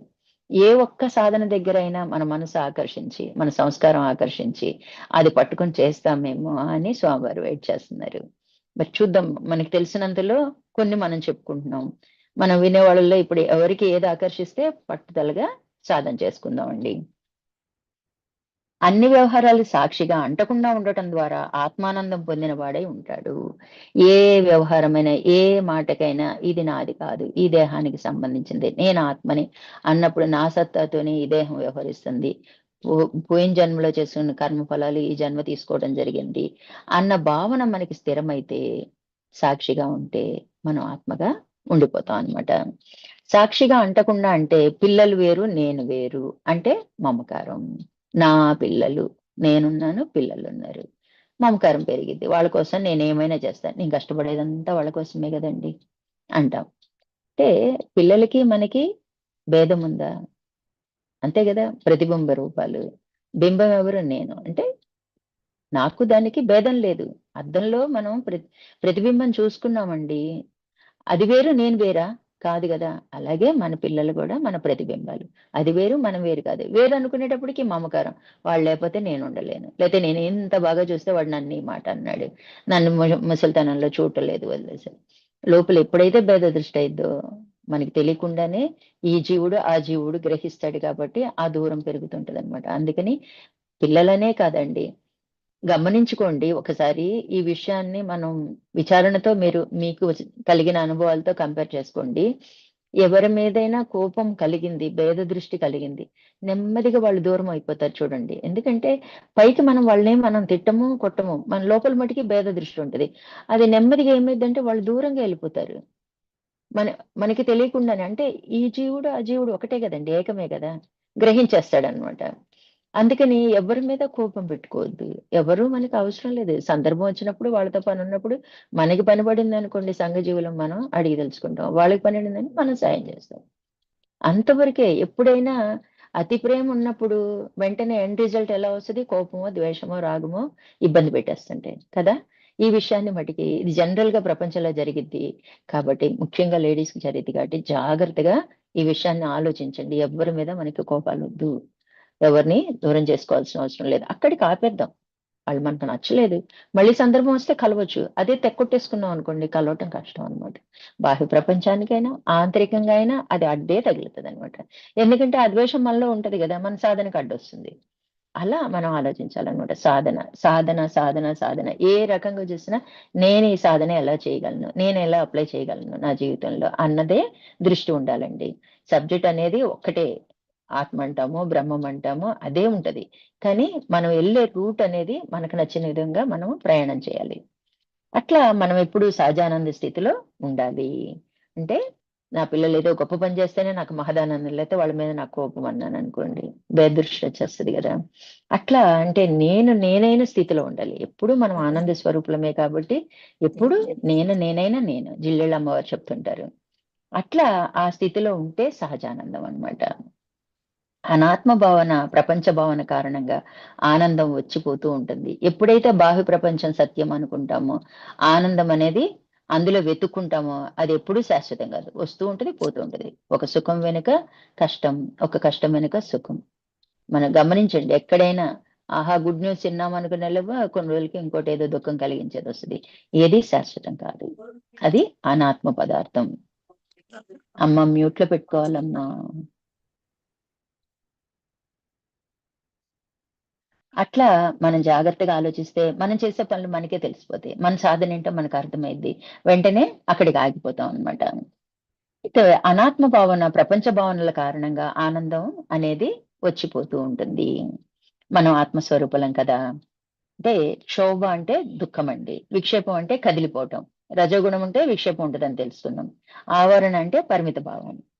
ఈ తొలగితే మనకి మిగిలేదేంటి అంటే దుఃఖం పోయిందనుకోండి. మొదట మనం సంపూర్ణ దుఃఖరాహిత్యం పొందుతాం. దాన్నే ముక్తి అని పేరు పెట్టుకున్నాం మనం. అంటే క్షోభ. దేనికో దానికి క్షోభ పడతాడండి. మనిషి జీవితంలో కొంతమందైతే ఎప్పుడు కూడా ఏదో దుఃఖంలో ఏదో ఎతుక్కుంటారనమాట. ఇదేమైపోద్దో, అదేమైపోద్దో, లేతే పాతయి తవ్వుకోవటం, లేదా భవిష్యత్తు గురించి భయాలు. ఈ రకంగా అనారోగ్యానికి గురైపోతూ ఉంటారనమాట. ఈ దుఃఖం పోయిందనుకోండి, అలాగే కదిలిపోవటం ఎవరైనా ఏదైనా అనంగానే లేదా ఒక సంఘటనకి కదిలిపోవటం గాని, అంటే రజోగుణం అనమాట. ఈ విక్షేపం కలిగిందనుకోండి, అది కూడా తొలగించుకున్నామనుకోండి, ఆవరణ, పరిమిత భావం. నేను, నాది. బాగా ఉంటదండి ఇది. అది అందుకే ఆవరణ అనేది ముందు తీసేయటానికి కుదరదు. ముందు ఈ కదలికలు ఆపితే ఆటోమేటిక్‌గా సమత్వ భావం వస్తది. పరిమిత భావం పోతుందనమాట. అంటే ముందు దుఃఖం పోవాలి. తర్వాత కదలికలు పోవాలి. అంటే విక్షేపం పోవాలి. తర్వాత ఆవరణ అంటే పరిమిత భావం పోవాలి. ఈ 3 ఎప్పుడైతే లేకపోవటం జరిగిద్దో ఉండేది ఆనందమే. ఏ కారణం లేకుండా సహజమైన ఆనంద స్థితిలో ఉంటాం. సహజంగా మనది ప్రేమ, ఆనంద లక్షణంతోనే పుడతామండి. అందుకే పిల్లల్ని చూడండి చక్కగా ఉంటారనమాట. కానీ మనం ఏం చేస్తామంటే ఈ ప్రపంచ భావనలన్నీ మన మీద ఏసేసుకొని దుఃఖమో, సంతోషమో ఆ క్షణానికి మనం అనుభవిస్తూ ఉంటాం అన్నమాట. ఆవరణ దోషం వలన సహజానందం లేకపోవటం అనేది జరిగిద్ది. ఎప్పుడైతే దుఃఖం పోగొట్టుకుని, కదలికలు పోగొట్టుకుని, పరిమిత భావం పోగొట్టుకుంటామో ఉన్నది సహజానందం. దానికి ఆత్మ అని పెట్టుకోండి, సమిష్టి అయితే బ్రహ్మం అని పెట్టుకుంటాం అన్నమాట. అట్లా మన జీవితాన్ని జాగ్రత్తగా గమనించుకొని ప్రతి ఒక్కళ్ళ జీవితంలో సుఖదుఖాలు కామన్ అండి. ఎందుకంటే అందరం శరీరధారులమే. వాటి నుంచి ఎలా బయటపడాలి అని కాదు. నాకు దుఃఖమే రాకూడదంటే కుదరదు. నాకు సుఖమే వద్దనుకుంటే కుదరదు. లేతే సుఖమే కావాలనుకుంటే కుదరదు. 2 సమస్థితిలోనే ఉంటాయి. వాటిని యాక్సెప్ట్ చేయటమే మనం చేయాల్సిన పననమాట. ఓహ్! నా వంతులో ఇదుంది. ఓకే. పూర్తిగా ఆనందమే అనుకోండి వాడికి ఏమి తోచదు. వాడికి ఆనందం విలువ కూడా తెలీదనమాట. అందుకని 2 సమంగా ఉన్నప్పుడు రెండిటిని ఒకలాగా మనం తీసుకోగలిగినట్లయితే సహజమైన ఆనంద స్థితి అంటే శాంత స్థితి అనేది మనకెప్పుడూ ఉండిపోతుందనమాట. ఇక్కడ శరీరానుసార ప్రవర్తనే రాగద్వేషాలతో కాకుండా ఎందుకు వచ్చిందో, ఎట్లా నడుస్తుందో దాన్ని అట్లాగే నడవనివ్వాలి. ఎందుకు వచ్చింది అంటే శరీరం ఎందుకు తెచ్చుకుంటున్నామండి? మన స్వస్వరూపాన్ని తెలుసుకోవడానికి. నేను ఆత్మని లేదా నేను బ్రహ్మాన్ని అని తెలుసుకోవడానికి ఈ దేహాన్ని ఆశించి వచ్చాం. కానీ భూమి మీద పడంగానే మాయ కమ్మేసింది, మర్చిపోయాం. అదే కొంత వయసొచ్చాక 8 ఏళ్ళు అలా వచ్చేటప్పటికి చుట్టుపక్కల వాతావరణ రీత్యా గాని, అతని స్వభావంతో వచ్చిన తీరుని బట్టిని గాని మార్పులు, చేర్పులనేవి జరుగుతా ఉంటాయి. అయితే మనం ఏం చేస్తాం? దాన్ని మార్చాలని ప్రయత్నిస్తుంటాం. ఎలా వచ్చింది? దాని కర్మలు అది తెచ్చుకుంది పడని. ఓహ్! దుఃఖమొచ్చింది. లేతే ఇంకేదో సుఖమొచ్చింది. మనం ఏం చేస్తాం? నాదే అనేసుకుంటాము. ఇబ్బంది పడిపోతుంటాం అన్నమాట. అది ఎందుకు వచ్చిందో, ఎలా వచ్చిందో దాన్ని నడపనియాలి. మనం ఎలా ఉండాలి? Acceptance, only acceptance. దాన్నే సాక్షి అని పేరు పెట్టుకోండి.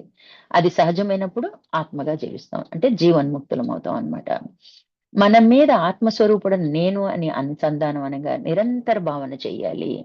ఒకసారి అనుకుని 2 సార్లు అనుకుంటే కుదరదు. నామం చేసినా నిరంతరంగా జరగాలి. అలాగే నేను ఆత్మస్వరూపుడిని అని ప్రతి మాట, ప్రతి చేత, ప్రతి వ్యవహారానికి ముందు అనుకుంటే 1 సంవత్సర కాలంలో మీరు ఆ స్థితికి వెళ్తారు అని స్వామివారు 21 స్పీచెస్‌లో స్పష్టంగా చెప్పున్నారు. ఎందుకు అంటే మనం నేను ఆత్మస్వరూపుడిని అని మాట్లాడటం మొదలుపెడితే జీవ లక్షణం కనపడదుగా. దానికి అనుగుణంగానే మాట్లాడతాం. పొరపాటు జరిగినా వెంటనే వెనక్కి తీసుకోగలుగుతాం. అట్లా వ్యవహారం కూడా జ్ఞానవంతంగా చేయగలుగుతాం. అందుకని ముందు అనుకోమంటారనమాట. ప్రారబ్ధాన్ని అంగీకరిస్తూ ఆగామి చేయకుండా అనాత్మ విషయాలను దూరీకరిస్తూ ఉండాలి. ప్రపంచ విషయాలు ఏవి నాకు సంబంధం లేదు. ఆ వస్తువులతో నాకు సంబంధం లేదు. ఎలా ఉండాలి? ఆగామి రాకుండా చేయాలి. అంటే ఇగ ఎడిషనల్‌గా మనం ఆ వచ్చిన పనిని సక్రమంగా నిర్వర్తించకుండా ఊహాపోహలతో దానికి ఇంకేయో రంగులు, డిజైన్‌లు కలుపుతాం. ఇప్పుడు వినాయకుడు ఉన్నాడండి. ఎన్ని రకాలుగా డిజైన్ చేసినా వినాయకుడు ఒక్కడే. భగవంతుడు అక్కడ ఉన్నది ఒక్కడే. ఏదో చీరలంటారు, లడ్డూలంటారు, ఇన్ని రకాలుగా అలంకరిస్తారు. అయన్నీ ఆగాములనమాట. ఉన్నది ఉన్నట్టుగా యాక్సెప్ట్ చేయమని చెప్తున్నారనమాట. సుఖం, దుఃఖం కారణమైన నిమిత్త కారణం ఇతరుల మీద ద్వేషం, కోపం లేకపోవటం ఆగామి రాదు. మనం ఏం చేసుకుంటాం, వాళ్ళ వలన నా జీవితం ఇలా అయిపోయింది, వాళ్ళ వలన నా సంసారం ఇలా అయిపోయింది అని వాళ్ళ మీద కోపం పెట్టుకుంటాం. ఆ కోపం ఏమిద్ది? ద్వేషంగా మారిపోతుంది. అంటే కోపం గాని, ద్వేషం గాని లేదనుకోండి, మనం ప్రేమగా ఉన్నట్టే, సమానంగా చూసినట్లే, సమస్వభావం మనకొచ్చినట్లే. నా వంతులో ఉంది, మధ్యలో వాళ్ళు నిమిత్త కారణం. అది ఎలా అయినా వస్తదండి. ఆ వ్యక్తి కాకపోతే ఇంకో వ్యక్తి ద్వారా అయినా మనకి పడాల్సొస్తదనమాట. తెలియని వ్యక్తి అయినా. తెలిసిన వ్యక్తి కాబట్టి ద్వేషిస్తామనమాట. ఈ విషయాన్ని మనం ఈ పాయింట్ మటికి జాగ్రత్తగా గుర్తుపెట్టుకోవాలండి. సుఖం, దుఃఖం కారణమైన నిమిత్త కారణం అంటే ఇతరుల మీద ద్వేషం, కోపం లేకపోతే ఆగామి రాదు. వీతరాగం, రాగమే లేనివాడు సచ్చితానందం పొందుతాడు. సత్, చిత్, ఆనందం. ఆవరణ వలన నిన్ను నీవు మర్చావు. పరిమిత భావం వచ్చేటప్పటికి నా స్వరూపం ఏంటి? అనంతం. సర్వవ్యాపకం నేను. అంతటా వ్యాపకమై ఉన్నాను. కానీ నేనేమనుకున్నాను, ఈ శ్రీదేవిని హైదరాబాద్‌లో ఉన్నాను అనుకుంటే పరిమిత భావం వచ్చేసింది. ఆవరణ గదా అది. పరిమిత భావం అంటే ఆవరణ. ఆవరణ దోషం వలన నేను జీవుడైపోయాననమాట. కాబట్టి నన్ను నేను మర్చిపోవడానికి కారణం ఏంటంటే, నేను పలానా పేరు, నేను పలానా ఊరు, నేను లేతే పలానా ఎంప్లాయిని అని. అట్లా మనం మర్చిపోయామన్నమాట మన స్వరూపాన్ని. నిజానికి మనం ఆత్మస్వరూపులమేనండి. మనం ఒప్పుకున్నా, ఒప్పుకోపోయినా మన ఆత్మస్వరూపులమే. మనం ఒప్పుకోవాలి అంటే సాధనతో అనవసరమైన ప్రపంచ భావనలన్నీ తొలగించుకోవాలన్నమాట. ఇట్లా తమో రజో గుణాలు పోతే విక్షేపం పోతుంది. మనలో కేవలం సత్వగుణంగా వ్యవహరించమనేది అందుకోసమే అన్నమాట. అప్పుడు కలిగే స్థితి సచ్చితానందం. అదే తటస్థ లక్షణం. తటస్థ లక్షణం అని ఎందుకన్నారు అంటే అదే ప పర్మనెంట్ గోల్ కాదు మనది. పై స్థితులు ఇంకా చాలా ఉన్నాయన్నమాట. అక్కడ మనం మనం ఎదుగుతున్నాం. మనం వెళ్ళే ప్రయాణం ఈ లక్షణం మనకి తగిలింది. ఓకే. నేను కరెక్ట్ గానే వెళ్తున్నానా అన్నది రుజువు చేసుకోవటానికే అని మర్చిపోకూడదన్నమాట. సాధన ద్వారా ఈ లక్షణాన్ని పొందినట్లయితే సద్గురు కృపతో అంతర్ప్రయాణంలో గురు సూచనలతో అంతిమ లక్ష్యాన్ని చేరుకోవటం జరిగిద్దనమాట. ఎప్పుడైతే వీటిని గుర్తిస్తామో కంపల్సరీ గురువు ఉండాలండి. గురువుని ఆశ్రయించినప్పుడే మనము ఎదగలుగుతాం అన్నమాట. ఇట్లా మన ప్రయాణాన్ని అంతిమ లక్ష్యమైన అచలం దాకా కూడా మనం వెళ్ళగలుగుతాం అన్నమాట. ఇక్కడ మనకి టోటల్‌గా మనం ఏం తెలుసుకున్నాము కంక్లూషన్‌గా అంటే, ఈ 5 కోశాల నుంచి ఏంటంటే, బుద్ధి నేను అంటే అది జీవభావం అన్నమాట. నేను ఆత్మస్వరూపుడిని అని బుద్ధిలో వెళ్ళిపోతే నిధిధ్యాసనికి చేరుకున్నట్టు. అంటే ఏ క్షణంలో కూడా మన మైండ్‌లో నేను ఆత్మస్వరూపుడిని అన్న భావన పోదన్నమాట. మనసులో ఉంటే కాసేపు ఉంటది, కాసేపు పోద్ది. ఇప్పుడు మనకు కలిగే ఆలోచనలన్నీ కూడా కాసేపు చాలా స్థిరంగా ఉంటాం. పెద్ద పెద్ద సమస్యలు దాటేస్తామండి. నేను ఆత్మని కదా! నా వంతులో ఇది ఉంది గదా! ప్రారంధం అనిపించాను గదా! ఈ దేహానికి పెద్ద జబ్బొచ్చినా కూడా మనం ఏమి కేర్ చేయమండి. చిన్న చిన్న విషయాల దగ్గర దొరికిపోతుంటాం అనమాట. అందుకని ప్రతి క్షణము, అనుక్షణము మన మీద మనమే నిఘా వేసుకోవాలనమాట. అప్పుడే మనం దాటేయగలుగుతాం. ఇదే ప్రాథమిక వికాసానికి మానవుడికి చాలా సమయం పడతది. ఒక్క అడుగండి. ఈ మెట్టు ఎక్కటానికే మనకి చాలా సమయం పడతది. చూడండి ఏళ్ళు గడిచిపోతున్నాయి. అంటే ఇది ఎప్పుడైతే దాటుతామో గురు చేతుల్లోకి వెళ్ళిపోతాం అనమాట. ఆయన చెయ్యి అందించడం జరిగిద్ది. చకచక నెక్స్ట్ ప్రయాణం మనకి జరిగిపోద్దనమాట. తర్వాత అంతర్ముఖ ప్రయాణం సులభమవుతుంది. భోక్త అనే అభిమానం బలంగా ఉందా లేదా అని ఎలా గుర్తించాలి అంటే, కర్తభావం అయిపోయింది. కర్త ఉన్న ప్రతి చోట భోక్త ఉంటాడండి. అంటే వస్తువులు విషయాలు ఉంటాయండి. ఒక వస్తువు దగ్గర గాని, ఒక విషయం దగ్గర గాని వీటిలో ప్రియ అప్రియాలు ఉంటాయి. అంటే సంతృప్తి చెందటమో అసంతృప్తి పడటమో జరిగిద్ది అనమాట. ఇచ్చ అంటే మనకి కోరిక. ఇచ్చ అంటే కోరిక. కోరిక ఉంది నాకు ఆ వస్తువు కావాలని, ప్లస్ బాగుంది అన్న మాట వచ్చింది అనుకోండి, జీవుడం అనమాట. టిక్ పెట్టేయచ్చు జీవుడికి. లేదా ఆత్మ అన్నమాట. అంటే ఇచ్చ బాగుంది అంటే భోక్త అయినట్లే. అంటే దాని గురించి ఏదో ఆశపడుతున్నాం. దాని ఎండ్ రిజల్ట్ ఫలితం కోసం ఆశపడుతున్నాం. భోక్త ఉన్నాడని అర్థం అనమాట. ఏం చెప్తున్నారండి, ఇచ్చ ప్లస్ బాగుంది అన్నది మనకి కలిగింది అంటే భోక్త ఉన్నట్లే. అంటే భోక్త ఉంటే భోగం ఉన్నట్లే, ఫలితం గురించి ఆశించినట్లే. సర్వ ద్వంద్వాలను సహించుట అంటే ఈ ద్వంద్వాలు వచ్చినప్పటికీ దానికి తద్వ్యతిరేకంగా గురువు మనల్ని ఆదేశిస్తుంటారు. నువ్వు ఇది చెయ్యి, ఇది చెయ్యి అంటే మనకి ఇది ఇందులో కూరుకుపోతున్నామని ఆయన బయటపడేస్తున్నారని అర్థం చేసుకోవాలన్నమాట. తద్వ్యతిరేకం చేస్తారు. నాకు ఈ కూర ఇష్టం అంటే ఆ కూర జన్మలో ముట్టుకోకని చెప్తారనమాట. లేకపోతే రోజు అదే తినని చెప్తారనమాట. ఏదో రకంగా దాని నుంచి మనల్ని బయటపడేసే ప్రయత్నం చేస్తుంటారనమాట. వస్తువును విషయాన్ని తొలగిస్తే స్థిరత్వం వస్తుంది. అంతే గదా! ఇంటి నిండా సామాన్లు పేర్చుకుంటాం. ఎవరైనా మనుషులు కావాలని ఎందుకు కోరుకుంటామంటే మనకు కబుర్లు కావాలంటే. అంటే కబుర్లంటే ఏంటండి? వృత్తులేగా, ఆలోచనలేగా, విషయాలేగా. వీళ్ళ మీద, వాళ్ళ మీద, వీళ్ళ మీద, వాళ్ళ మీద ఏయో లేదు మహా గొప్పగా చెప్పుకుంటాం. అయి గూడా విషయాలేగా. వీడెంత గొప్పోడు, వాడంత గొప్పోడు అంటే అది గూడా విషయమే. కాబట్టి వస్తువులు విషయాన్ని దగ్గరికొచ్చేటప్పటికి మనకేమైద్ది? జీవభావం వచ్చేస్తది. ఎప్పుడైతే అవి నేను కాదనుకుంటానో స్థిరత్వం వచ్చేస్తది. కదలని స్థితి వచ్చేస్తది. అంటే విక్షేపం పోతుందన్నమాట. కదిలే దాన్ని కదలకుండా చేయటమే తపస్సు. ఇంద్రియాలు కదులుతున్నాయి, మనసు కదులుతుంది, బుద్ధి కదులుతుంది, చిత్తంలో ఆలోచనలు, వృత్తులు కదులుతున్నాయి. ఇవన్నీ కూడా కదిలేవే. కదిలే వాటిని ఏం చేయాలి? ఆపేసుకోవాలి. అంటే మనకి ఆశ అనేది ఉండొద్దన్నమాట. ఆశ ఉంటే వెంటనే అరిషడ్వర్గాలు బయలుదేరతాయి అన్నమాట. సాధన చేస్తే ఆత్మనిష్టలో ఉండగలం. మనోవికాసం కర్మయోగం నుంచి బుద్ధి యోగానికి చేరుస్తుంది. భగవద్గీతలో కృష్ణ భగవాన్ చెప్పాడు, ఎవరైతే కర్మ కర్మ ఫలాలను ఆశించకుండా చేయటాన్నే కర్మయోగంగా చెప్పారు. అక్కడి నుంచి బుద్ధి బలం ఏర్పడుతుంది. అంటే ఆత్మని అర్థం చేసుకునే కెపాసిటీ వస్తుందన్నమాట. బుద్ధి గ్రాహ్యం అతీంద్రియం అంటారు. ఇంద్రియాలకి కూడా అందనిది బుద్ధి గ్రహిస్తుంది అని తెలుసుకుంటాం. మనం చెప్పుకున్నాం ఇందాక, ఆత్మను గురించి బుద్ధే అర్థం చేసుకుంటది. మనసు వింటది, వదిలేస్తుంది. మనం అర్థమైనట్టే ఉంటది, కానీ ఏమీ అర్థం కానట్టు ఉంటది. గమనించుకోండి, సాధన కూడా అంతే. మనసుతో విన్నాం అనుకోండి, ఇదేముంది తేలిగ్గానే ఉందిగా చేసేయచ్చు అనుకుంటాము. కానీ చేసేటప్పుడు మళ్ళైతే 4 రోజులు అయ్యేటప్పటికి మరుపుకొచ్చేస్తుంది అనమాట. అందుకని బుద్ధే గ్రహించగలదు. ఆత్మను గురించి చెప్తే బుద్ధే గ్రహిస్తుంది. బుద్ధిలోనే నిర్ణయం జరగాలి. బుద్ధే గ్రహిస్తుంది. ఈ విషయాన్ని మర్చిపోకూడదు అనమాట. మనసు నుంచి యోగ సాధనతో బుద్ధి వికాసం పూర్తవుతుంది. మనసు నుంచే సాధన మొదలు పెట్టాలి. మనసు నుంచే విచారణ మొదలు పెట్టాలి. మనం చెప్పుకున్నాం, మనసు దగ్గర విచారణ అక్కడే సక్సెస్ అయితే మిగతా 2 కోశాలు అంటే విజ్ఞానమయ కోసం, ఆనందమయ కోసం ఆటోమేటిక్ గా దాటేస్తాం. ఏకదం 3 కోశాలు దాటేయగలుగుతాం అనమాట. బుద్ధి నుంచి చిత్తానికి నిరంతరం అంటే 24 గంటల ఆత్మ విచారణ చేస్తే చిత్తవృత్తులు అణుగుతాయి. కేవలం ఆత్మ గురించే విచారణ చేస్తున్నామండి, నేనిది అంటే బాహ్య ప్రపంచ విషయాలు ఇంకా టైం ఎక్కడుంది? అవి నెమ్మదిగా అణిగిపోతాయి అన్నమాట. అలా వృత్తుల్ని మనం అణిచివేయచ్చు అన్నమాట.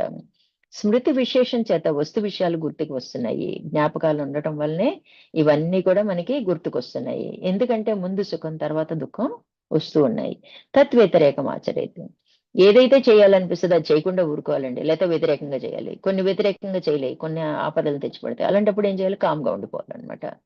అట్లా మనం సాధన మీదే దృష్టి పెట్టాలండి. శాస్త్రం ఎంత తెలిసినా ఏమి ప్రయోజనం ఉండదండి. ఓహో! అని గొప్పగా ఫీల్ అవుతాం. నాకింత తెలుసా, అంత తెలుసని. కానీ సాధన చెయ్యందే ఆ స్థితికి చేరమనమాట. ఏ రకంగా సాధన చేయాలి? ఎలా చేస్తే బావుంటది? చిన్న చిన్న చిట్కాలే మనల్ని ముందుకు తీసుకువెళ్తాయన్నమాట. వ్యతిరేకం చేయాలి. అప్పుడు సుఖం, అసుఖం అనే భ్రాంతి పోతుంది. వ్యతిరేకం చేశామనుకోండి, మనకేంటి? చేసేదేమో ఈ లక్షణం ఇష్టం. వ్యతిరేకం చేయటం వలన మనకు నచ్చనిదొస్తది. మనమే ప్రయత్నం చేశాంగా, ఇంక మన తప్పుని మనం ఏం ఎత్తి చూపుతామండి? ఆటోమేటిక్‌గా ఆ భ్రాంతి, ఇది నాకు సుఖాన్నిస్తుంది, ఇది నాకు దుఃఖాన్నిస్తుందనే భ్రాంతి, ఈ 2 లక్షణాలు భ్రాంతేగా జీవుడికి. ఈ ఈ లక్షణం అనేది మనకి పోతుందన్నమాట. భ్రాంతుల నుంచి బయటపడతాం అన్నమాట. ఇంకా రోజుకి ఏం చేయమంటున్నారు స్వామివారు అంటే 6 గంటలు సాధన చేయమంటున్నారు. అభ్యాస బలం చేత అంగీకారం వస్తది. దానికి ఒక లిస్ట్ కూడా ఇచ్చారు. 4 సంధ్యా సమయాలు గంటన్నర చేసినట్లయితే 6 గంటల సాధన. రోజులో మనం 6 గంటలు నిద్రపోయినప్పుడు ఈ సాధనా బలం వలన నిద్రా సమయం కూడా సాధనా సమయం అవుతది అని మనకి చెప్తున్నారు. అంటే చేయకుండానే 6 గంటలు మనం ప్రమోషన్ వచ్చిద్దనమాట. మనసుకు ఏదో ఒక వస్తువో విషయం ఉంటే గానీ తోచదు. అప్రదానం చేయాలి. ఖాళీగా ఉన్నామండి తోచదు. ఒక వస్తువు గురించైనా ఆలోచిస్తాం, వ్యక్తి గురించైనా ఆలోచిస్తాం, వ్యవహారం గురించైనా ఆలోచిస్తాం. దాన్నేం చేయాలి? ఏంటి నేనే ఆలోచించేదేదో మొదట్లో ఏం చేస్తాం? మంచి సంస్కారాల్ని అలవాటు చేసుకునే ప్రయత్నం చేస్తాం. అంటే మనం దైవాన్ని గురించి ఆలోచిస్తాం. మిగతాయి అప్రధానమైతాయి. నాకు దేవుడే ప్రధానం. ఈ పూజ అయ్యాకే నేను మిగతా పని చేస్తాను. మనం ఏం చేస్తాం? అంత మన ఇష్టం అనమాట. పొద్దున్నే లేచి ఎక్కడ కుదిరిద్దండి? స్కూళ్ళకి బాక్సులు కట్టాలి, ఆయనకి ఆఫీస్ కట్టాలి అనుకుంటాం. ఇంకో గంట ముందు లేవచ్చు కదా! పూజ పూర్తి చేసుకుని హాయిగా చేయొచ్చు కదా! అలాంటి పనులు మనం చేస్తున్నామా? అదే కదా సాధన అంటే. ప్రయత్నించి మార్చుకోవటమేగా మన ఆలోచనని. కుదరదని ఇప్పుడు 12కి చాలా మంది వేలు ముడేసుకుని సాయంకాలం 6కి, 7కి స్నానం చేసి అప్పుడే ఏకధాటిగా చదివేస్తా ఉంటారు. అదే అండి మనం చేయాల్సింది కాదు కదా! మనమే మార్చుకోవాలి. మన టయాన్ని మనమే కుదుర్చుకోవాలన్నమాట. ముందు ఏది ఇంపార్టెన్స్ అని ముందు మనం నిర్ణయం జరిగితే అప్పుడు ముందు మిగతా విషయాలు అప్రధానమవుతాయి. చేయమా? చేస్తాం. బాక్సులు కడతాం. పంపిస్తాం ఆఫీసులకి, స్కూల్‌కి పంపిస్తాం. అలానే పూజ జరగలేదా అంటే, జరిగింది కదా! ఒక అరగంట ముందు కుదుర్చుకోండి. మధ్యాహ్నం ఏం చేస్తారు? పడుకోండి. ఒక చిన్న స్నాప్ ఏస్తే అయిపోతుంది. మొదట్లో, ఆ తర్వాత అది కూడా రాదండి. ఆటోమేటిక్‌గా అలవాటుగా మారిపోతుందనమాట. అట్లా మనం బుద్ధిని పంచకోశాలు మనసుకు నిరంతర నామస్మరణ చెయ్యాలి. వేరే ఆలోచనలు రాకుండా అంటే నామం పట్టుకోవాలి. బుద్ధిని పంచకోశాల నుంచి విరమించాలి. అప్పుడే బుద్ధి స్వాధీనమైంది. ఇదేం చేస్తది? ఈ పంచకోశాల చుట్టూ తిరిగిద్దనమాట. ఇది నేను ఇలాంటి వాడిని, నేను అలాంటి వాడిని చెప్పుకున్నాం కదా! సంతుష్టుడిని, నేను బుద్ధిమంతుడిని, నేను తెలివిగలవాడిని ఇయన్నీ బుద్ధి చేసే పనులే కదా! అందులో నిర్ణయం అవుతా ఉంటాయి కదా! సాధనా చతుష్టయ సంపత్తి ఆచరిస్తే తప్ప బుద్ధిని దాటలేము. అంటే బుద్ధిని దాటాలి అంటే పంచకోశాల నుంచి దాన్ని పక్కకు తీసుకురావాలి అంటే మనకి సాధనా చతుష్టయ సంపత్తి ఉండాలి. నిత్య వస్తు వివేకము, ఇహముద్రతర ఫలభోగ విరాగం, సమాధి శతక సంపత్తి, ముముక్షత్వం. ఈ 4 లక్షణాలు మనకుంటే బుద్ధిని దాటగలుగుతాం అన్నమాట. మనోమయ కోసం నిరసన అనేది ఆత్మస్వరూప నిర్ణయం. ఎప్పుడైతే మనోమయ కోసం నిరసన అవుతుందో నేను ఆత్మస్వరూపుణ్ణి అనేది మనకి బలంగా నాటుకుంటదన్నమాట. మనోమయ కోశంలో ఉన్న ప్రపంచంలో నిర్ణయాలు జరిగిపోతాయి సంతృప్తిగా. బయట ప్రపంచంలో చేయటం లేదు. మనసులో ఒక నిర్ణయం అండి. నేను స్త్రీని అన్నది మనకి బయటికి చెప్తున్నానా? నేను స్త్రీని, నేను స్త్రీని, నేను ఆడదాన్ని, నేను మగోడిని అని చెప్పం కదా! అది లోపల నిర్ణయం అయిపోయి ఉంటదనమాట. నిర్ణయం చేసేసాం కాబట్టి అసంతృప్తియే బయటకు వస్తాయి. ఏదైతే సంతృప్తి చెందుతామో, ఏదైతే మనసులో నిర్ణయం అయిపోతాయో అవి మనకి బయటికి రావన్నమాట. ఏదైతే ఇంకా తీరలేదనుకుంటామో అయి మనసు వాటెమ్మటే పడుతూ ఉంటదనమాట. వెంబడి పడుతుంది. మనం అనుకుంటాం ఎమ్మడి పడుతుంటే విలువ తెలీదు అని అనుకుంటా ఉంటాం గదా! అట్లాంటిదే ఇది కూడా అన్నమాట. ఆసక్తి, సంస్కారం, వాసన మనసులో ఏర్పడుతుందో మనసు అనే తలంలో నిర్ణయం చేశాక ఇక అవసరం రాదు. ఈ మనసులో చేసే అలజడే, మనసు చేసే గారడియే. మనకి చెప్తా ఉంటారు చాలా అనుభవాలొచ్చాయని మనం అక్కడ ఆగిపోకూడదు. అవన్నీ లేనివే. అయన్నీ పట్టుకొని కూర్చుంటే ముందుకు వెళ్ళలేమనమాట. ఈ మనసు చేసే గారడీలే. దేవుడు కనిపించారు, గురువు కనిపించారు, ఇదొచ్చింది, అదొచ్చింది. స్టోరీస్‌లా చెప్పుకుంటా ఉంటాం. ఆ చెప్పుకోవటం వలన విషయం అయిపోతుంది. అవేంటి మనసు చేసే గారడి, మన స్థలంలోని ఆలోచనలు అని మనం పక్కకి నెట్టగలగాలనమాట. జ్ఞాత ప్రయత్నశీలుడైనప్పుడు జీవుడుగా, భోక్తగా అంటే వృత్తి సహితంగా సుఖదుఖాలు అనుభవిస్తున్నాడు. ఎప్పుడైతే మనము భోక్తకెళ్ళామో మన ప్రయత్నంతో అతను సుఖదుఖాలు అనుభవిస్తాడు. అంటే జీవుడైపోయామన్నమాట. జ్ఞాత వృత్తిరహిత స్థితిలో ఏ ఆలోచన లేకుండా సాక్షిగా ఉంటాడో అప్పుడు సుఖదుఖాలనేవి అతన్ని ఇబ్బంది పెట్టవన్నమాట. ఎప్పుడు కూడా ప్రశాంతంగా ఉంటాడు. విచారణ అంటే ఎవరికైతే అంటే సాక్షిగా విచక్షణ జ్ఞానంతో ఇంద్రియాలను ప్రశ్నించాడు. నా సహజ ధర్మం నేను నిర్ణయాలు తీసుకోను. స్వేచ్ఛ లేదు. మనకి నిర్ణయాలు తీసుకునే స్వేచ్ఛ ఉందండి. ఏది జరిగిద్దో మనం ఎంత నిర్ణయాలు తీసుకున్నా కూడా జరగవలసింది జరిగిద్ది. నా ధర్మం అది కాదు. వచ్చింది వచ్చినట్టు నా కర్తవ్యాన్ని నేను పూర్తి చేయటం. నేను చేయను అంటే కుదరదు. ఎందుకంటే అందుకోసమే వచ్చింది ఈ దేహం. నేను నా సొంత నిర్ణయంగా నేనేదో అయిపోతానని మరి అనుకున్నోళ్ళు డాక్టర్లు, ఇంజినీర్లు అంటే అయిపోయారు కదా! అంటే సంకల్ప బలము వాళ్ళ కారణ శరీరంలో ఆ సంస్కారం ఉంది కాబట్టి అయ్యారు. మరి అనుకున్న వాళ్ళందరూ అవ్వలేరు కదండి. అలా మనం ఆలోచించగలాలి, విచారణ చేయాలన్నమాట. నాకు స్వ ఇచ్చని స్వేచ్ఛ అంటారన్నమాట. నాకు స్వేచ్ఛ లేదు, నేను నిర్ణయం తీసుకునే స్వేచ్ఛ నాకు లేదు. ఏంటి? శరీరపరమైన వాటికి. కాబట్టి నేనెవరిని అన్న ప్రశ్న అప్పుడు వస్తుందండి. అప్పుడు మన లోపల నుంచే ప్రశ్నిస్తుంది అనమాట. నేనెవరిని, నేను ఎందుకు వచ్చాను, నేనేంటి అన్న మనలో బయలుదేరినప్పుడే మనం మోక్షానికి దగ్గర అవుతాం అనమాట. కారణ జ్ఞానం దృష్ట్యా పిల్లవాడు నవ్వుకుంటున్నాడు. కారణ శరీరంలో ఏదైతే ఉందో మరి వితౌట్ రీజన్, అతనికి వితౌట్ ఆలోచన సంతోషపడతా ఉంటాడు, తనలో తానే నవ్వేసుకుంటా ఉంటాడు. అట్లా మనము అలా సహజంగా పెరగనీక మనం ఏం చేస్తామంటే, మన దగ్గర బోల్ డబ్బు ఉంది, మన చిన్నప్పుడు ఏదో ఆడుకోలేదు, ఒక బొమ్మతోనే ఆడుకున్నామని ఒక 100 బొమ్మలు తెచ్చేస్తాం. అంటే అన్ని కనిపించేటప్పటికి చాయిస్లు వచ్చేస్తాయి, వ్యవహారం పెరిగిపోయింది అనమాట. మనమే పిల్లల్ని పాడు చేసేస్తున్నాం, సహజంగా పెరగనివ్వట్లేదు. మనం వెళ్ళకపోగా సహజ మార్గంలో మళ్ళీ వాళ్ళని కూడా రాంగ్ రూట్ లో తీసుకెళ్తున్నాం అనమాట. నిరసించడం మొదలు పెట్టాలి. వేదాంత భాషలో సంపద అంటే బలం అని గ్రహించాలి. కారణ శరీరంలో ఆనందం, జీవుడు, భ్రాంతి. ఆనందం అనే లక్షణం అంటే ఎప్పుడు ఆనందాన్నే కోరటం అనేది, జీవుడు ఉన్నాడు అనుకోవటం, భ్రాంతి చెందటం, అన్నిటికీ ఈ 3 లక్షణాలను అజ్ఞానం అని అంటారనమాట. ఆనంద లక్షణం వలన వచ్చిన భ్రాంతి నేను జీవుడనే అనే పరిమిత జ్ఞానంలోకి దారితీస్తుంది. ఏ సూక్ష్మ శరీరం చేత ఈ స్థూలం ఏర్పడుతుందో దాన్ని అధిగమించాలి. సూక్ష్మ శరీరంలోని ఆలోచనలు క్రియారూపం దాల్చడానికి, భోగించడానికి స్థూలాన్ని తెచ్చుకుంది కదా. ఈ సూక్ష్మం ఎక్కడి నుంచి వచ్చిందంటే కారణ శరీరంలో ఉన్న సంస్కార వాసనలు రద్దు చేసుకోవటానికి ఈ దేహాన్ని తెచ్చుకుంది. కాబట్టి ఆనందమయ కోశంలో అజ్ఞానపూర్వక ఆనందం ఉంది, మిగిలిన కోశాలకి దిగి రావడం జరుగుతుంది. అది సత్యం అనుకుంటే ఆటోమేటిక్ గా ఇంకా దిగిపోయి వచ్చేస్తున్నాం అనమాట. ఎక్కడికి? స్థూల దేహం దాకా వచ్చేస్తున్నాం, అన్నమయ కోశం దాకా వచ్చేస్తున్నాం అనమాట. పంచకాశాలు వాడుకోవాల్సింది పోయి అదే నీవైపోయావు. నాది అనే అభిమానం ఉందనుకోండి, అన్నమయ కోసం నేనైపోయాను. అట్లా మనము వృత్తుల వలన భ్రాంతి. సహజంగా ఎలా ఉండాలి మనలో? సహజంగా ఆల్రెడీ మనం జ్ఞాన స్వరూపులమే. మనం ఏం చేసాం? బాహ్య ప్రపంచం వల్ల మన మీద ఆచ్ఛాదితమైంది, దాన్ని అజ్ఞానంగా, అవిద్యగా మనం చెప్పుకున్నాం. ఇప్పుడు ఏం చేస్తున్నాం? సాధన పేరు చెప్పి ప్రపంచ భావనలు తొలగించుకునే ప్రయత్నం చేస్తున్నాం. తొలగించుకోవడం అంటే చేయకుండా ఉండలేము, చేస్తాము. పరిమితం చేసుకుంటున్నాం. ఎంతవరకు చేయాలో అంత చేస్తూ ఆ చేసిన వాటికి కూడా సాక్షిగా ఉండే ప్రయత్నం చేస్తున్నాం. అదే మన సాధన. అట్లా మనం అర్థం చేసుకుంటే సాధన ఈజీ అయిపోతుంది అనమాట. కారణ శరీరాన్ని నిరసించాడో ప్రపంచం మిథ్య అని తేలిపోతుంది. అప్పుడు మిథ్య అంటే, కారణ శరీరం అంటే మనకేం తెలుసండి? ఒక్క సుషుప్తే తెలుసు. ఆ సుషుప్తి నుంచి బయటపడాలంటే జాగరణ చేయటం అలవాటు చేసుకోవాలి. చేసినప్పుడు మనకి ఏంటి నిద్ర విలువ ఏంటో, మనకి ఆనందమయ కోసం అంటే ఏంటో మనకి బోధపడుతుంది అనమాట.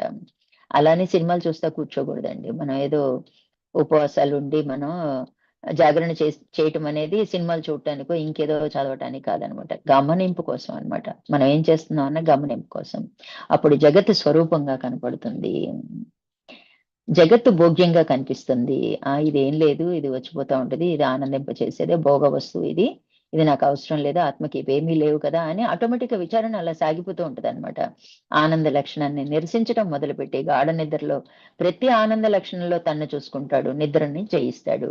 ఈ విచారణ ఎప్పుడైతే వస్తుందో, హాయిగా నిద్రపోతున్నానన్న శరీరాన్ని చూడగలుగుతాడని ఆనంద లక్షణం వచ్చిన ప్రతిసారి నిరసిస్తాడనమాట. ఇది శరీరానికి సంబంధించింది, ఇది నేను కాదు, నేను ఆత్మకి నిద్ర లేదు, ఏమీ లేదు కదా. ఎప్పుడు వెలిగే ఉంటది, చీకటి లేదు. జీవుడికి ఏముంటది? చీకటి ఉంటది. చీకట్లో నిద్రలోకి వెళ్ళిపోతాం, అజ్ఞానంలోకి వెళ్ళిపోతాం. ఇట్లా మనకి జాగ్రత్తగా తన నిద్రని జయిస్తాడనమాట. నిద్ర అనే కృష్ణ బిలం అంటే చీకటి గృహగా చెప్పుకుంటాం. ఆనంద లక్షణం ఉంది, అందులోనే మనము నిద్రలో పడిపోతాం. బింబ ప్రతిబింబ న్యాయం తెలియాలి. మనకి ఏమైంది? ప్రతిబింబ స్థాయిలో ఉన్నాం. మనమే బింబం అనుకుని మనము మోహంలోకి చిక్కిపోతున్నాం అనమాట. అందుకే మనం జాగరణ చేసినట్లయితే ఆనందమయ కోశం నుంచి బయటపడతాం అనమాట. భావనలో వెనక్కి తీసుకుంటాం, మన ఆలోచనలోనే మార్పు తెచ్చుకుంటామండి. చేసే వ్యవహారం ఏది మార్పు రాదు, కేవలం భావన మార్చుకోవటమే మనం చేస్తాం అనమాట. అప్పుడు బుద్ధితో పని లేదు, ఇది చెప్తేనే చేయాలనేమి ఉండదన్నమాట. చైతన్య లక్షణం ఏంటి? సర్వత్రా సమానమే, అంతటా ములుగుచ్చు సందులేక వ్యాపకమైనది చైతన్యం. అన్నిటికీ అది సమానమే, సర్వాధారము సర్వాధికారి మనం చెప్పుకున్నాం. ఆనంద లక్షణం ప్రతిబింబంగా నిర్ణయం చేస్తే జీవుడు ప్రతిబింబం అని నిరసిస్తాడు. ఆనంద లక్షణము మనం ఎప్పుడైతే మన బుద్ధి మీద రిఫ్లెక్ట్ అయిందో ఇది ప్రతిబింబమే కానీ ఇది బింబం కాదని ఎప్పుడైతే తెలుసుకుంటామో అప్పుడు ప్రతిబింబ స్వరూపలం అంటే చిదాభాసులంగా మనల్ని మనం గుర్తించుకుంటాం. అంటే నేను జీవుణ్ణి అన్నది అర్థమైంది. కానీ నేను జీవుణ్ణి కాదు కదా, నేను ఆత్మ కదా, దీనికి ఎందుకు ఇంపార్టెన్స్ ఇస్తున్నాను అన్న ఆలోచన వెంటనే మనకి తలెత్తిద్ది అనమాట. అప్పుడు తేలిక తీసుకోగలుగుతాం అనమాట. ఈ దేహాన్ని, ఈ దేహ చర్యల్ని, కర్మల్ని అన్నిటినీ అలవోకగా చేసేస్తాం అనమాట. లేలగా వ్యవహరిస్తాం అనమాట. అంటే తీవ్ర మోక్షేచ్ఛ, తీవ్ర వైరాగ్యం పొంది ఉండాలి. దీనికి ఏం కావాలి? నేను ఎట్లయినా సరే ఈ భవసాగర్ నుంచి బయటపడాలి, నేను మోక్షం పొందాలి అనే తీవ్రమైన వైరాగ్యం మనకు కావాలన్నమాట. ఏది ప్రపంచం చీమ నుంచి బ్రహ్మ పదవి వరకు నాకు అవసరమే లేదన్న తృణీకర భావంతో ఉన్నప్పుడే వైరాగ్యం వస్తుందన్నమాట. ఆనందమయ కోసం దాటకపోయామనుకోండి, మిగిలిన 4 కోశాలు నెమ్మదిగా దాటుకుంటూ వచ్చాం. ఎందుకంటే శరీరానికి హితమిత ఆహారం పెట్టడం, జపం చేస్తున్నాము, ఇవన్నీ దాటాము. ఆనందమయ కోసం దాటలేదు అనుకోండి, ఈ 4 కూడా దాటనట్లే. ఏదో నిశ్చలంగా ఉంటాం, స్థిరంగా ఉంటాం, కానీ మనం ఆధ్యాత్మికంగా ఎదగలేమన్నమాట. అందుకని ఈ ఆనందమయ కోసం దాటకపోతే మిగిలిన 4 దాటినప్పటికీ దాటనట్లే. అన్ని మార్గాలకి పరాకాష్ట మనకి జ్ఞాన మార్గమే. దానిలో మొదటి పాఠం ఏంటి? నువ్వు ఆత్మవమ్మ అని చెప్పడం మొదలు పెడతారనమాట. ఇప్పుడు నవవిధ భక్తి మార్గాల్లో అయితే క్రమంగా మనం వెళ్తుంటాం అనమాట. అది ఉన్నది అతనే అన్న స్థితికి అతన్ని పూజించి ముందు కోరికలతో దగ్గరయ్యి, ఆ తర్వాత అతనికి నాకు భేదం లేదు, ఇవన్నీ స్లోగా. కానీ మొదటి పాయింటే నువ్వు ఆత్మ అని చెప్తారు, జ్ఞాన మార్గం అనమాట. అందుకే అన్నిటికన్నా ఈ మార్గం ఉత్తమమైనది అనమాట. అభ్యాసంతో, వైరాగ్యంతో, అవగాహనతో సాధన చేయాలి. మనం చెప్పింది ఇప్పుడు సత్సంగం ఎందుకు చెప్పుకుంటున్నాం? అవగాహన కలగటానికి. ఇదిగో ఈ సాధన ఇలా చేయొచ్చు, ఇలా ఎవరి అనుభవాలు వాళ్ళం పంచుకుంటూ ఉంటాం. ఓహో అలా కూడా వచ్చిద్దా అని. అట్లా మనము అవగాహనతో సాధన చేసినట్లయితే, ఎలా? అభ్యాసంతో, అంటే ప్రయత్నం అనేది చేయాల్సిందే. వైరాగ్యం, వేటి పట్ల ఆసక్తి ఉండకూడదు. వైరాగ్యం ఉంటే ఉంటది, లేకపోతే లేదు, అంతే. వైరాగ్యంతో, అవగాహనతో సాధన చేయాలి. అప్పుడు ఈశ్వర అనుగ్రహం మన మీద ఉంటుంది, గురువు అనుగ్రహం మన మీద ఉంటుంది అనమాట. దానికి మనం ఏం చేయాలి? ఈశ్వర అనుగ్రహం, గురువు అనుగ్రహం పొందాలి అంటే మనం వారికి శరణాగతులమై ఉండాలి, సత్వగుణ ప్రధానంగా జీవించాలి. అలా ఉన్నప్పుడే మనము ఇందులోంచి బయటపడతాం అనమాట. మోక్షం అనేది మనకి ప్రాప్తిస్తుంది అనమాట. అట్లా మన సాధనని పూర్తి చేసుకుందాం అండి. రేపు ఫైనల్ గా ఈ మరికొన్ని సాధనలు నిరసనకి చెప్పారు స్వామివారు. మన సాధన పరంగా మనకి ఎవరికైనా ఉపయోగపడచ్చు. రేపటితో పంచకోశాలు క్లోజ్ చేసుకుందామండి. ఈ రోజు సంధ్యా సాధన ఇప్పటికే సమయమైంది.